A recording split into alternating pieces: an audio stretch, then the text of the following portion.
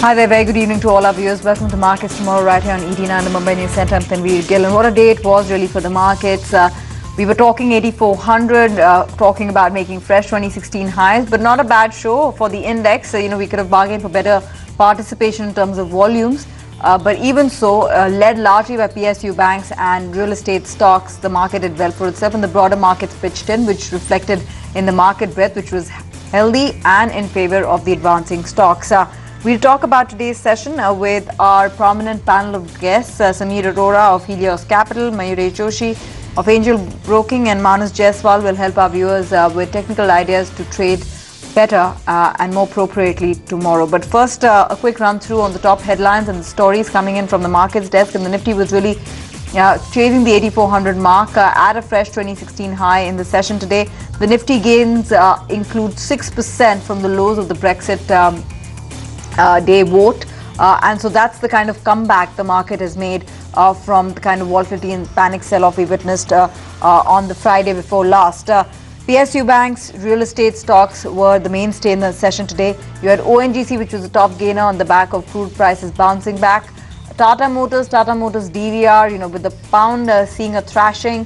FI interest has increased in these two names on the back of the June sales numbers looking good, and just the expectation that exports would seem more lucrative from the United Kingdom. Export-oriented businesses will get a facelift, with the pound hitting a 30-year low previously. Zensar Tech was the other stock which was strong in trade, rallying on the back of Motilal Oswal putting out or initiating a buy on the counter. The question that we are asking then is that will this rally that we are seeing continue past 8,400? Mayuresh Joshi and Manas Jaiswal, good evening to both of you. Mayuresh, do you sense that the market is pretty much getting tired out in the bounce back from the Brexit vote lows, or do you think that 8,400 could be a new support for the market if momentum carried it past that mark? Evening, Tanveer. Again, I think the markets are moving in with a lot of positive buoyancy, and this buoyancy and sentiment should continue over the next few weeks, to say the least, unless something goes wrong terribly in the globe. But again, I think the markets have brushed off the Brexit fears, and again, I think the 2-year time period that Great Britain is going to probably take to renegotiate with the EU, the markets are getting some respite from that fact. Add to that, I think the expectations of Fed not hiking rates, expectations of GST getting cleared, monsoons being above the long period averages, though they are still deficient as far as the June month goes. The expectations for July and August are still much better. So in that sense itself, I think the hope is that the corporate earnings will start reviving, and if there is some sign seen in this quarter and expectations of Q2, Q3 being better than the last Q2, Q3 of the last fiscal, the take will be that the revival in corporate earnings might lead to the markets heading even higher. So the entire positive momentum in the equities is probably mirroring the global mood at this point of time, and I think the buoyancy in the markets might continue from a short-term perspective. Manas, on the charts, do you see that as well? Like the market extending out, pushing past 8,400? See, Nifty is still trading above the resistance of 8,300, 8,325, and the most important thing is today Nifty closed above October 2015 high of 8,336. So the trend is clearly bullish. It is making higher tops and higher bottoms, and I am expecting the target of around 8,465 in next 1 or 2 trading sessions. However, the short-term target comes near to 8,650. So on any correction, one can take a long call on Nifty. I think now Nifty has a lot of support in the range of 8,220, 8,240. So I think one should keep the stop loss below this range. Okay, fair enough. Let's talk about the sector in focus, and it was really about PSU banks. If you can bring up the PSU bank index, 2% up in trade, and the market is debating whether this would be the formation of a strong uptrend, which would reflect that fundamentals are changing in a meaningful manner, or whether this is another one of those many trading bounces that we've seen in PSU banks in anticipation of an overhaul in the sector, or the efforts to do so. I'll actually first go across to Poonam, who will summarize the story and the perspectives that investors are drawing on the rally that PSU banks are witnessing for the last couple of sessions. Poonam. That's right. In fact, PNB is the top gainer within the entire PSU Bank Index. It's gained much over 50% in the last 6 weeks itself. If you look at the entire PSU Bank Index itself, it's gains of nearly 32% coming in just about 6 weeks. PNB, OBC, Allahabad Bank have gained more than 50% each. BOI, SBA, Andhra Bank, in fact, have gained nearly 33 to 37% each, followed by Syndicate, UPI, Canara Bank, as well as Bank of Baroda, which have gained 23 to 30% each in the last 6 weeks. Not just that, still we are seeing IDBI to just gain nearly 15%, and IOB has remained pretty much flat during the entire 6-week period. But what is really fueling in this kind of a rally? It is that probably some of the management commentary which is coming in there, especially from SBI, stating that FY17 in terms of NPA stress would be slightly better than FY16. We should be seeing slightly better recoveries and upgrades possibly in FY17 and lower amount of incremental stress, and that is supporting some of these PSU bank stocks. Not just that, some of the analysts also, for instance Nomura, in fact did upgrade PNB to a buy with a target price of 120. This was very recently, and as such we are also seeing PNB to be top performer. Nomura in their report also mentions that it is the time to look at the PSU banks, especially because they are stating that possibly the incremental stress in terms of the slippages would be lesser in FY17 than FY16. They are not factoring in recoveries and upgrades. They are also stating that in terms of the PSU banks, like 30 to 50% of the PSU bank exposure has been already marked as NPA or in terms of restructured assets. They're also finding the current valuations to be slightly attractive, and they do state that PSU banks probably from a longer term perspective seem to be good in terms of the valuations. They have upgraded PNB to a buy, and their SPI of course remains on the top conviction list. So as such, we are seeing some amount of positive optimism coming in from the analysts, and of course we will still have to wait and watch out for the upgrades and recoveries coming in there. Thanks Poonam for that. Mayuresh, would you buy PSU banks? No, again, Tanveer, I think the large cap PSU banks is something that I have always liked, and again I think the kind of stress that we had witnessed in Q3, Q4 and the provisioning that has probably been done on the balance sheet, I think a lot of stress on the balance sheets specifically related to the end user industries which were facing stress has probably got recognized. So my own take is that Q1, Q2 of this fiscal probably should see recognition happening on the remainder of the stressed out sectors, and some companies which probably got left out within these sectors itself. But again, I think the asset quality trend should be far more stable this time round. And again, I think the large expectation is getting built up that as the credit cycle revives over the next few months, the credit growth should probably start picking up. And the larger PSU banks which have ammunition in terms of capital adequacy are far better placed to probably fuel their balance sheet growth.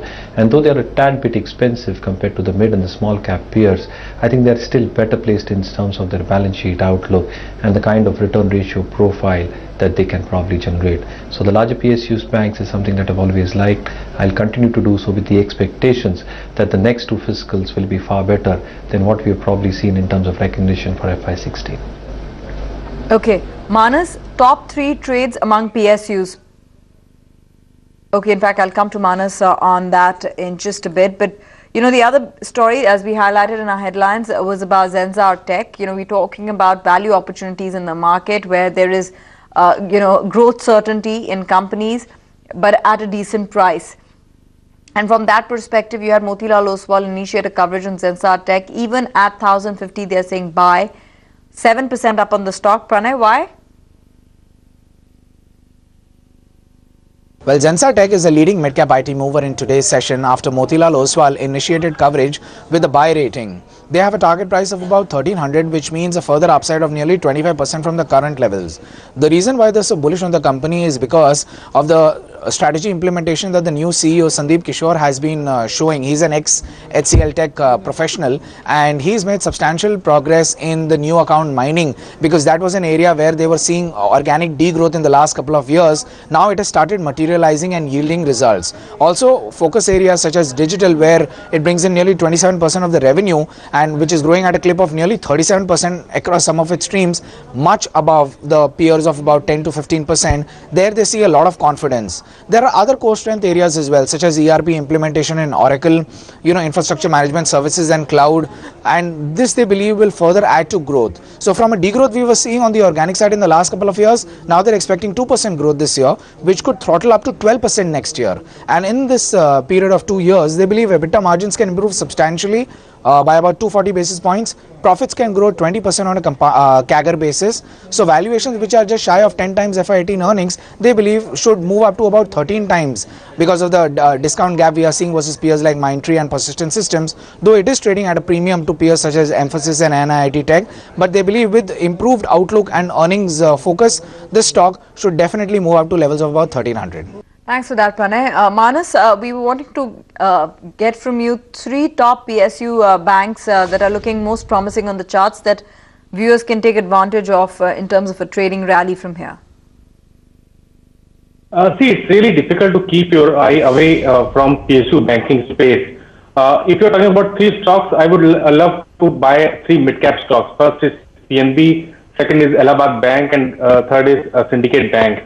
See, all these stocks are trading above 200-day moving average, and I think you can see almost 15 to 20% move in next 3 to 4 months time in these stocks. So on any correction, you should buy these 3 stocks.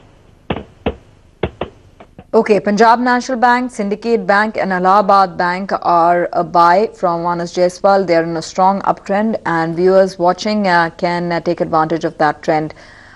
Manas, also on Zensar Tech, Motilal Oswal believes the stock can go to 1300, it's at 1050. Do you see the up move being supportive for a price target like that? See, I think a few weeks back the stock took support near to 200-day moving average, and now it is trading above the resistance of 1020. It has some resistance near to 1080, 1100, but looking at the pattern, I think the stock can break that range.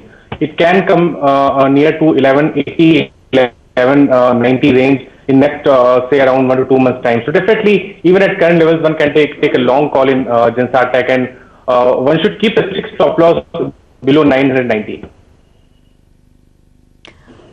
Okay, gentlemen, we'll head into a short break right now.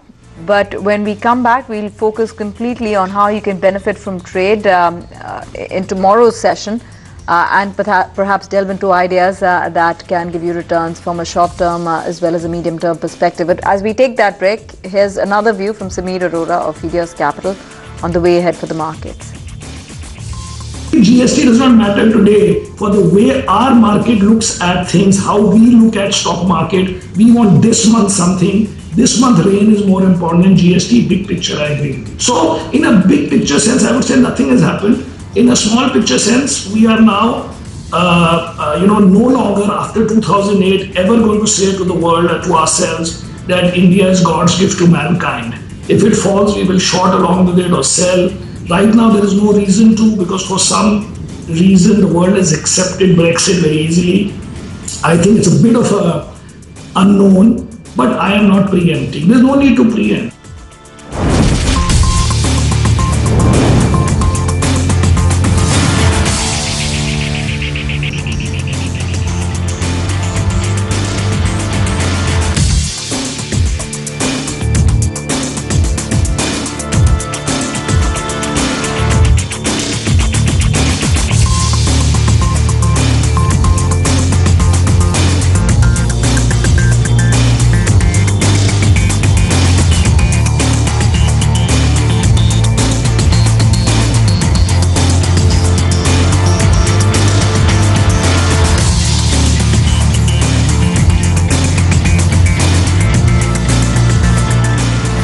Welcome back. You're still watching Markets Tomorrow right here on ET Now. I just want to delve a bit more on the key movers in the session today. Tata Motors DVR, an opportunity to gain more given that the recent fall really has made both these names attractive, parallel running stocks. What's your own sense, Mayuresh? Would you be recommending a buy despite the rally? Now again, I think the JLR numbers have held up pretty well, Tanveer, for Tata Motors. and going by the June numbers, the US numbers have been extremely encouraging. Again, I think one must really understand that whatever happens out of the Brexit fallout, I think only time will tell what happens with their cost of goods going up and to what extent, and how competitive the products will be in the EU region. But before that, I think the margin should probably hold up. Whatever we've seen in terms of currency, specifically the pound, should probably abet that. I think the numbers have been extremely strong.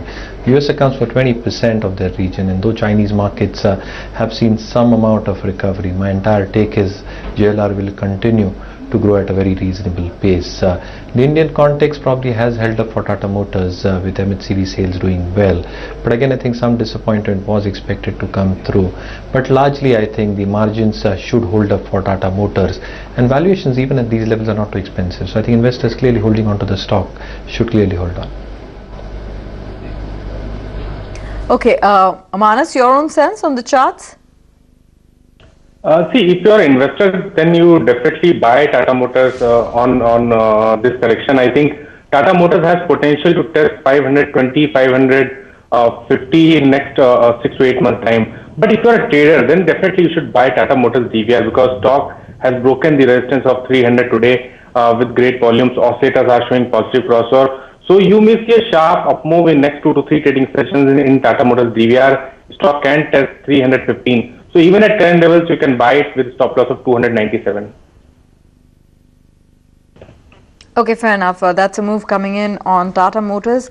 The other one I want to discuss is ONGC, because this one has been a ranked underperformer, and the one-year chart would reflect that. So before we get an ideas to benefit from in tomorrow's session directly, just take a look at ONGC. This year chart is down 4%. You know, you've seen that a bit of a build up in the uptrend for the stock over the last like 3-4 sessions, but it's done pretty much nothing from the start of the year till now, languishing between 200 240. Stretch that timeline to about a 52-week chart, and you would see again that ONGC has had its struggles thus far. That's 24% down. So this little blip up or a surge, really in the context of the fall doesn't seem meaningful.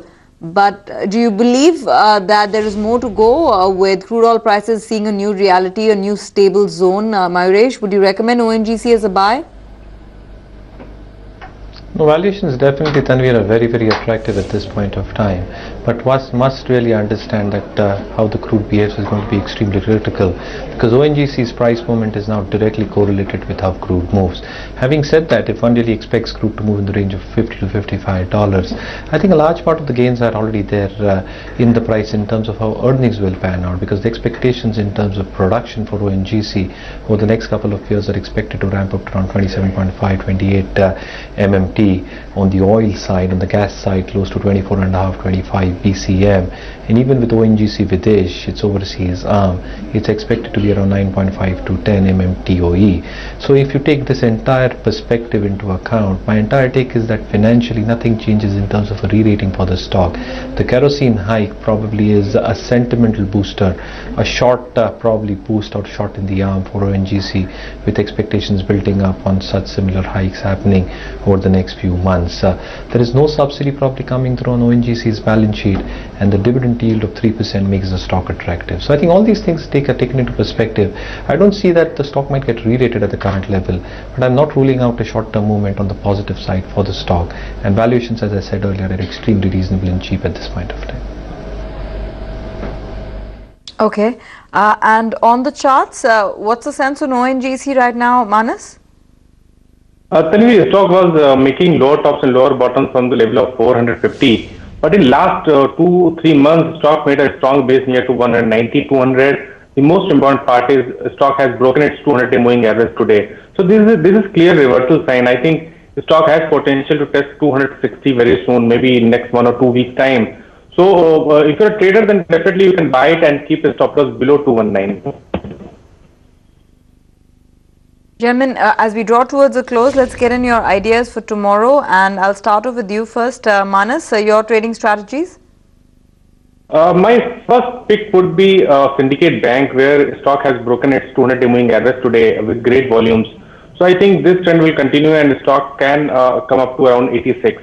So 86 is our target. Stop loss should be 74. And second call is on Jet Airways. That is a buy call. Stock has taken support near to its 200-day moving average few days back, and today it broke its 100-day moving average with higher volume. So I think you may see a sharp up move in Jet Airways now. It can come up to around 598. So one can buy Jet Airways at current levels and keep a stop loss below 557. Okay. Mayuresh, come to you. Again, three ideas, high conviction ideas for our viewers. Again, largely, if I need to take sectors into account, my entire take is that the pharma sector will keep on doing well. What you've probably seen in terms of hit on the remedial issues on FDA concerns will largely be just stated in FY17 numbers. So FY18 numbers will be far better with the kind of ANDA pipeline that these companies possess. So something like a Dr. Reddy's on declines is something that I continue to prefer. Within the oil and gas space itself, I think an offshoot again might be Engineers India. I've discussed this idea before, but again I think looking at the capex that the OMCs are pursuing at this point of time, my entire thesis works on the argument that the order book will grow at a very decent clip for Engineers India. It's a cash rich balance sheet, again high dividend payouts for the company, and though there might be some amount of stickiness in terms of earnings for the couple of quarters coming ahead, my entire take is FY17, FY18 numbers will be far better. And as a sector, my entire take is NBFCs, specifically the housing finance companies, should keep on doing well with cost of borrowing expected to come down over the next few quarters. The leverage should play out very effectively in terms of how the advanced growth will pan out for these companies. Add to that, I think the asset quality stress is steadily coming down, and if that adds to the balance sheet expansion, I think the ROAs and ROEs will improve even from the current levels. So NBFCs within that housing finance as a space is something I'll continue to like. And that's of course one pocket. Is there another value adjusted return opportunity that you see for the benefit of our viewers? Now again, I think in terms of valuations, I think one really needs to look at sectors from a 3 to 5 year average, and consumer durables as a theme or consumption as a theme is something that I like, but valuations, if you look at that over the last 3 to 5 years, I think it always trades at a premium. But my entire take out of the hypothesis has been that consumption has probably just begun. If you look at the last 2 years with deficient monsoons, the volume degrowth was quite prominent in a lot of consumer durable stroke FMCG companies, and though valuations remain a little bit on the higher side, the volume growth should be quite profound if one really assumes monsoons to be better this time round. Add to that the 7-pay commission, and though these factors might have caught in, I think the volume growth will be testimony over the next few quarters, and if it comes through in a substantial manner, I think even those high valuations probably can be justified. So specific stocks within this space can also be looked at by long-term investors. Okay, so consumption as well as NBFCs, that is one theme that is clearly standing out to Mayuresh's mind right now. Of course, consumption, the large trigger there is good progression in the monsoons, a healthy monsoon season, how that will trickle in downwards to boosting rural demand and thereby boosting overall consumption patterns and trends. But, you know, the PBOC, and this is going to be an important cue for markets, Asia is shut. Europe is, of course, trading, and you know we'll be reacting to cues coming from the US. But the PBOC statement is important. They'll keep the yuan exchange rate basically stable after hitting a 5.5-year low, and some sort of measured devaluation happening over the course of the last few weeks. Will continue to implement prudent monetary policy that would perhaps indicate there's more support coming in from the central bank, more stimulus to propel the economy. Will use various policy tools to keep liquidity appropriate. This is pretty much in tandem with what the Bank of England had indicated earlier in the past. Will aim for appropriate growth in credit and social financing. Will bring down social financing costs. Chinese economy is stable, but can't underestimate, and here's the worry or the risk point, can't underestimate complexity of the current economic situation. And I don't only think the PBOC is addressing the economic situation in China, but they are talking about the economic situation world over. Will continue to push interest rate liberalization as well as exchange rate reform. So that's an important cue. It's setting out a signal to the market that we are there supporting the economy and doing what it takes to ensure that there are no slip-ups. This is exactly in tandem with what the Bank of England has also indicated, as has the Bank of Japan. So all that talk about coordinated central bank action helping the markets move higher, because there is a plan that let's support the market, let's support the economy, even if it means in terms of providing additional stimulus. That's really sending out a message to the markets that no, an exit strategy in terms of monetary policy accommodation is not in place as yet, and central banks across the world will continue to be in accommodative mode, something that's always cheered the markets and will continue to do so, at least over the last 8 years for the short term, that too. We'll wrap up markets tomorrow on that note, but when we come to you tomorrow morning at 8 a.m., we'll get you all the cues that are important for trade. Manas and Mayuresh, thanks very much for giving us a quick view on the markets, as well as helping our viewers with trading as well as fundamental ideas. That's a wrap on the show then.